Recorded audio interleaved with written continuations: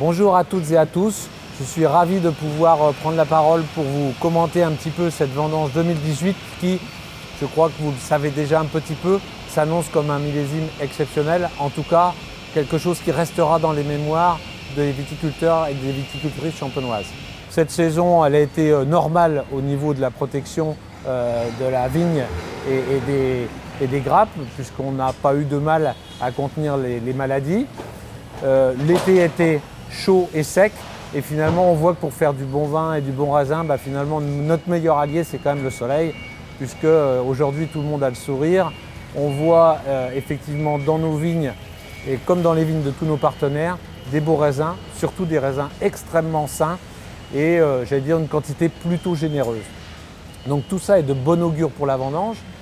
Nos conseils aujourd'hui, ça serait surtout de prendre celle-ci avec toutes les précautions possibles, les meilleures précautions sur vos circuits de maturité, les meilleures précautions sur vos circuits de cueillette, les meilleures précautions aussi quant à votre sécurité, c'est important aussi pour réussir une belle vendange, mais on va dire qu'ensemble, les feux sont plutôt ouverts.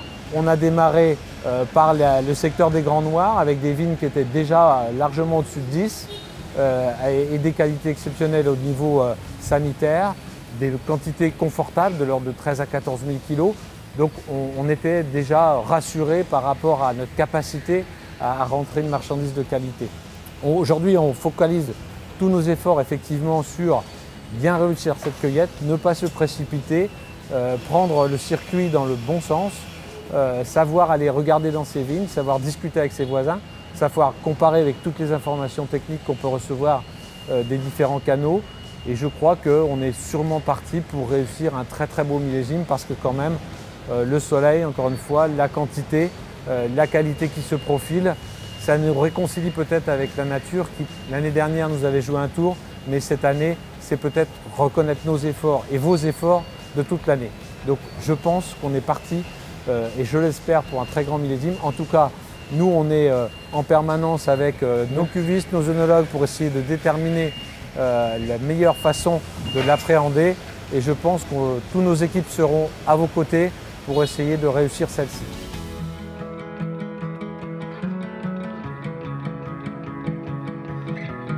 Bonjour à toutes et à tous. Je suis ravi de prendre la parole et puis pour la première fois en tant que directeur de l'œnologie pour la maison Moët-et-Chandon et de partager avec vous nos premières impressions sur ce millésime 2018. Alors pour les œnologues, chaque année est évidemment exceptionnelle, mais une manière d'approcher, de comprendre et de projeter des stratégies et de se rappeler effectivement les millésimes passés et de ramener les connaissances pour essayer de prendre les meilleures décisions. Trois choses nous interpellent sur ce millésime 2018. La première, c'est l'ensoleillement et la somme des températures qui est très élevée cette année et nous rappelle le millésime 2003. La deuxième, c'est les rendements élevés qui ont été dès le départ avec une belle montre avec un haut potentiel et qui, durant la période végétative, se sont confirmés pour avoir effectivement aujourd'hui dans les vignes de belles quantités de raisins. Ces rendements élevés nous ramènent à 2005 et 2006, qui sont les derniers millésimes avec des rendements similaires. Le troisième élément que l'on note, c'est la précocité du millésime. Alors c'est à la fois exceptionnel et en même temps, depuis 15 ans, nous y sommes un peu plus habitués. Donc c'est le quatrième millésime que l'on cueillera en août, en 15 ans, après 2003, après 2007 et après 2011. La différence de ce millésime-là est bien évidemment le rendement. Et donc la dynamique de charge que nous avions pu observer sur ces millésimes d'août précoces est un peu atténuée par les rendements un peu plus élevés pour ce millésime 2018. Nous avons commencé les prélèvements en maturité depuis le début du mois d'août et les 4 semaines de suivi nous permettent aujourd'hui d'observer des conditions vraiment idéales pour mettre en place les meilleures stratégies de cueillette et de vinification et être très ambitieux. Le degré et les raisins donc, se chargent en sucre. L'état sanitaire est parfait. On est dans une situation exceptionnelle. C'est sûrement le millésime le plus sain historiquement. Le seul point d'interrogation se situe au niveau des déséquilibres en acidité et en azote dans les raisins qui nous amène à nous poser des questions sur la meilleure stratégie de cueillette par cépage et par région. Après réflexion et analyse, nous sommes partis sur 3 directions différentes suivant les cépages. Sur les pinots noirs de premier cru et de grand cru, nous visons un degré autour de 10 avec un maximum à 10,5. Les acidités et les azotes étant très bas, il y a plus de risques à aller trop loin dans la maturité. Et nous préférons garder des équilibres d'élégance et de fraîcheur plus intéressants pour nos futurs vins. Sur les chardonnays, à l'inverse, nous avons de bonnes expériences sur des millésimes de grande maturité dans les 15 dernières années. Nous nous rappelons 2003, nous nous rappelons 2010, nous nous rappelons 2013, où nous avons obtenu des vins à la fois riches et avec un bon équilibre de fraîcheur.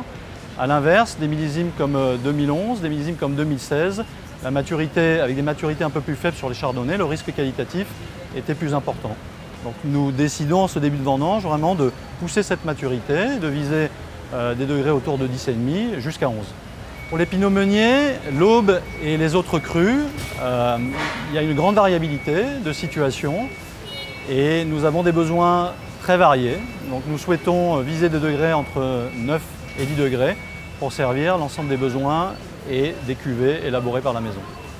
Donc dans ce contexte vraiment qualitatif, au vignoble, il est important de bien suivre les consignes de vinification et notamment au pressoir pour valoriser la matière première, de bien suivre les consignes de sulfitage et de faire bien attention à la turbidité, de respecter les turbidités entre 70 et 150 pour anticiper de bonnes fermentations dans une situation de l'année où l'azote, je le rappelle, est très bas.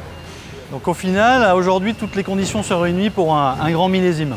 On aborde cette vendange de manière très sereine. On a vraiment les moyens d'être ambitieux, donc on compte sur vous. Soyons rigoureux, soyons précis, et puis surtout prenons du plaisir autour de cette passion qui nous anime, celle de la vigne et du vin. Merci à vous et on compte sur vous.